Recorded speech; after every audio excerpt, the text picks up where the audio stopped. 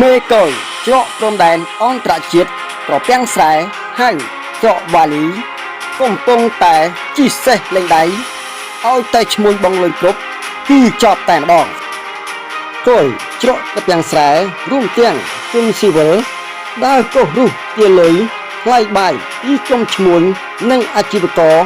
នាំទំនិញទឹកពន្ធកាន់តែច្រើនឡើងក្រមអ្នករកស៊ី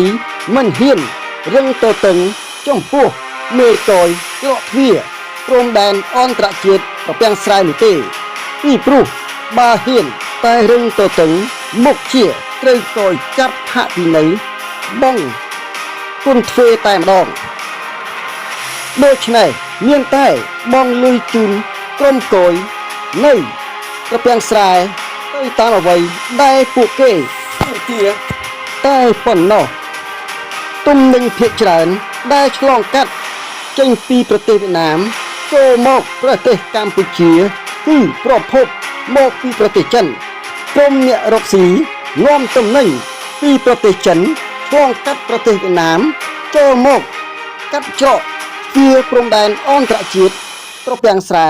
ទាំងយប់ទាំងថ្ងៃយ៉ាងកុកក្រឹកកក្រែងមានទំនិញបង្កប់និងទំនិញខុសច្បាប់ជាច្រើនប្រភេទដែលសម្រុកចូលតាមច្រកមួយនេះដោយគ្មានការត្រួតពិនិត្យអ្វីឡើយគេឃើញតែឈ្មោះទាំងនោះបងលុយឲ្យមន្ត្រីគយនិងភ្នាក់ងារគយក្រមការបង្គាប់បញ្ជាក់កំណត់ពីមេការិយាល័យគយជាការកំណត់តែម្ដងប្រភពក្រុមអ្នករកស៊ីតាមច្រកប្រពាំងស្រែ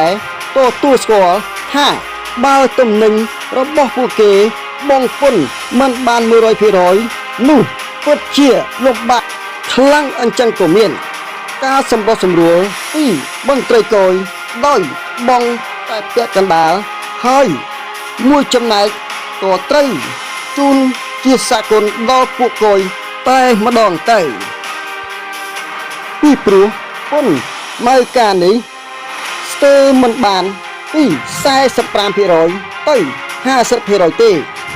ថែមទាំងបើកដៃឲ្យឈ្មោះទាំងនោះនាំចូលទំនិញទឹកពន្ធទំនិញបងពុនស្ទើរមិនគ្រប់និងទំនិញខុសច្បាប់ហូរចូលពីប្រទេសវៀតណាមតាមច្រកទ្វារអន្តរជាតិមួយនេះកាន់តែច្រើនឡើងបើតាមការគិតនិងការជឿជាក់ការប្រព្រឹត្តរបៀបអំពើពុករលួយរបស់លោកមេកយច្រកទ្វារអន្តរជាតិប្រពាំងស្រែហើយច្រកវ៉ាលីបើធ្វើបានក៏តែមានខ្នងបង្អែកវរឹងមាំចាំជួយការពារនិងជួយបិទបាំង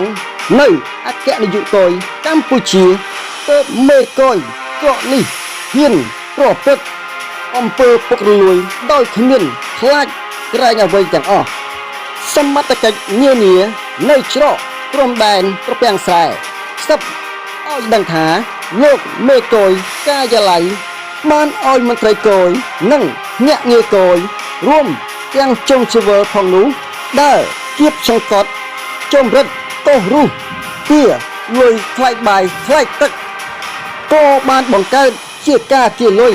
លើតុក្រោមតុពីក្រុមឈ្មួញនិងអាជីវករកាន់តែច្រើនឡើង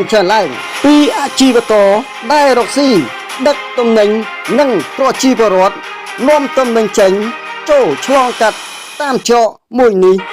ទៅតាមការបង្គាប់បញ្ជាឲ្យបងប្រាក់តាមការកំណត់ដែលការបងប្រាក់ទាំងនោះភាគច្រើនគឺ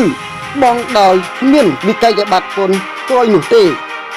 នេះជាសេចក្តីរាយការណ៍ពីអ្នករកស៊ីសង្ឃឹមថាអគ្គនាយកដ្ឋានគយនិងរដ្ឋកម្ពុជានិងឯកឧត្តមឧបនាយករដ្ឋមន្ត្រីក្រសួងសេដ្ឋកិច្ចនិងហិរញ្ញវត្ថុមេត្តាជួយដាក់មន្ត្រីជំនាញក្រុមអវ៉ាតចុះត្រួតពិនិត្យឡើងវិញជាពិសេសឯកឧត្តមយុនទៀងប្រធានអង្គភាពប្រឆាំងអំពើពុករលួយគួរតែចាត់មន្ត្រីក្រុមអវ៉ាតចុះស្រាវជ្រាវស៊ើបអង្កេត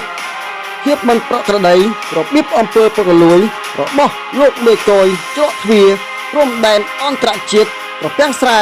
ហើយ ច្រកវ៉ាលីនិងបពួកដើម្បីទាមទារចំណូលរដ្ឋបានល្អឡើងវិញប្រភពគេហទំព័រអំណាចខ្មែរ